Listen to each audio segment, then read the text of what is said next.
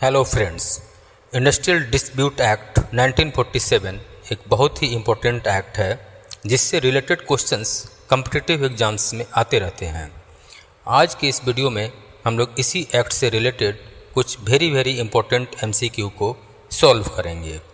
So let us start. First question is primary objective of industrial dispute act 1947 इज। Industrial dispute act का primary objective क्या है? Options हैं to ensure occupational safety and health, to set minimum wage standard, to promote industrial harmony and settle disputes and to regulate working conditions of employees. दोस्तों, industrial dispute act का primary objective industrial सद्भाव को promote करना और related विवादों का निपटारा करना है। So the correct answer is option C, to promote industrial harmony and settle disputes. Next question is under ID act which body is responsible for resolving disputes between workers and employers? Options are Human Rights Commission, the Labour Commission, High Court of State and the Industrial Tribunal. And the correct answer is the Industrial Tribunal. Third question is under labor law meaning of industrial dispute is. Labour law के तहत industrial dispute का क्या meaning है? Options are disagreement related to company mergers, a conflict arising from employment terms और conditions, personal grievance between employees and disagreement over company policies. And the correct answer is option B, a conflict arising from employment terms or conditions। Employment के terms और conditions से related disputes को industrial dispute कहा जाता है। Next question is under ID act employer can lay off employees without notifying government for a maximum period of.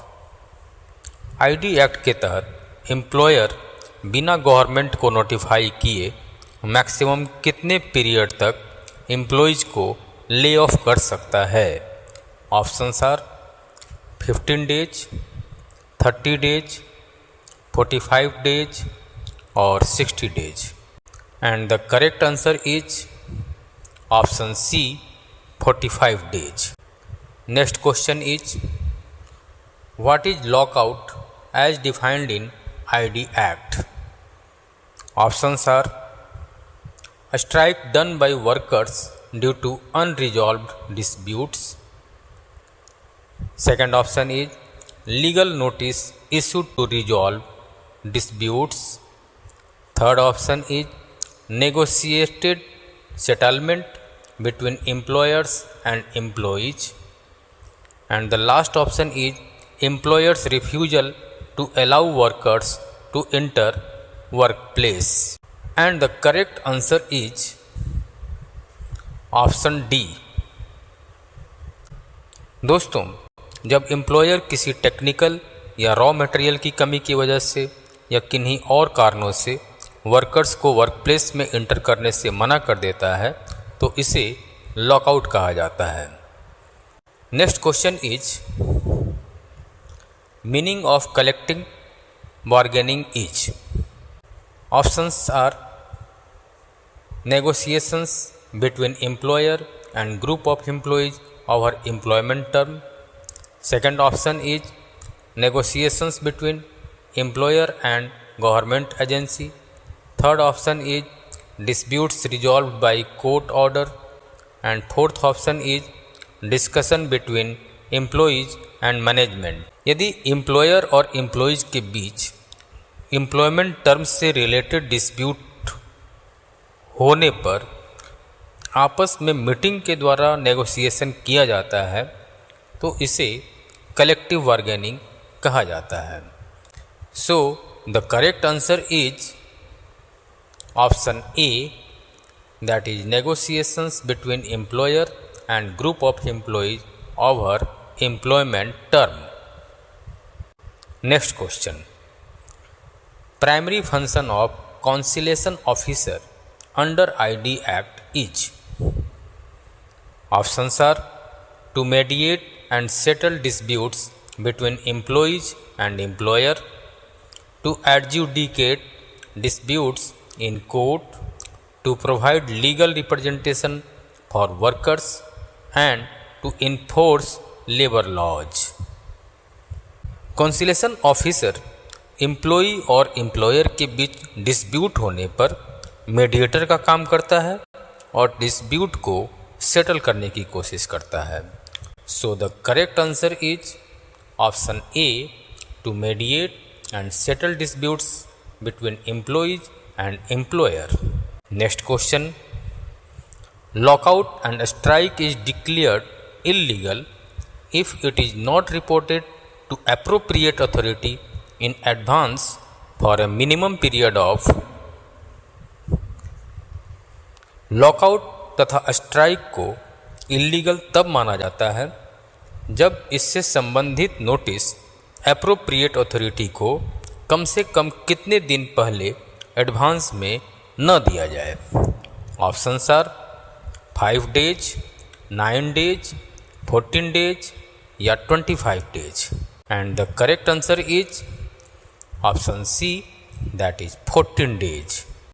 Next question is which board deals with disputes under ID act. कौन सा board ID act के तहत disputes को deal करता है। Options are appellate board, arbitration board, adjudication board और conciliation board, and the correct answer is option D, that is conciliation board. Next question is for unfair dismissal remedy under ID act is. Unfair dismissal के case में ID act के तहत क्या remedial action बताया गया है. Options are monetary compensation, transfer to another department, reinstatement with back wages and D promotion with back wages, and the correct answer is option C, that is reinstatement with back wages. यानी कि unfair dismissal किए जाने पर ID act के तहत जो remedy बताई गई है उसके तहत अपने पुराने पोजीशन पे फिर से नियुक्ति होनी चाहिए और वो भी बैक वेजेज के साथ. Next question, what is role of labour code according to ID act. ID act के तहत लेबर कोड का क्या रोल है. Options are settle disputes related to safety standards. Second option is resolve individual grievance related to promotions. Next option is oversee compliance with industrial employment act. And the last option is to adjudicate disputes concerning wage and employment conditions. And the right answer is option D, to adjudicate disputes concerning wage and employment conditions. Labour code का role veg तथा employment conditions से संबंधित disputes में फैसला सुनाना होता है. Next question is under which condition industrial disputes can be referred to arbitration under ID Act. किस स्थिति में ID एक्ट के तहत इंडस्ट्रियल डिस्प्यूट को आर्बिट्रेशन या मध्यस्थता के लिए भेजा जा सकता है.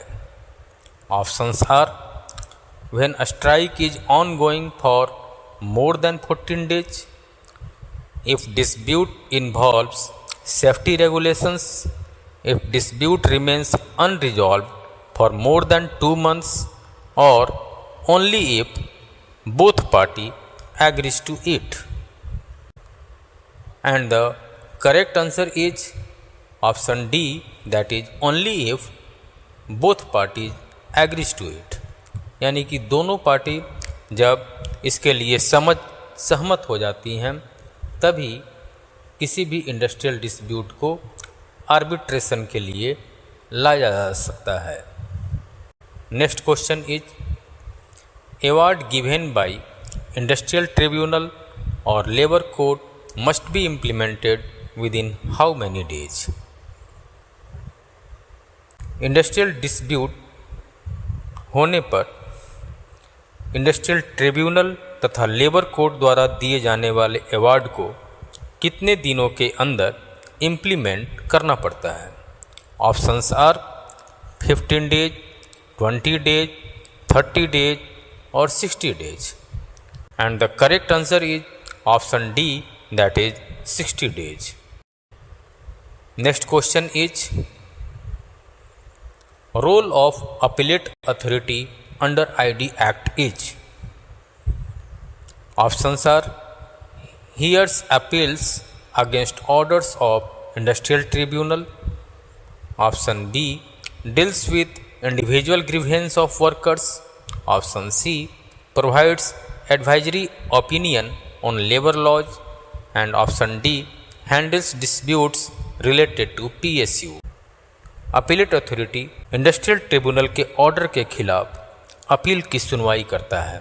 So the correct answer is option A, that is hears appeals against orders of industrial tribunal. That's all in this video. Industrial dispute act पर एक डिटेल्ड वीडियो मैंने अपने चैनल पर पहले भी पोस्ट किया था। इसका लिंक मैंने डिस्क्रिप्शन बॉक्स में डाल दिया है, आप इसे देख सकते हैं। Thank you very much for watching this video. जय हिंद, जय भारत।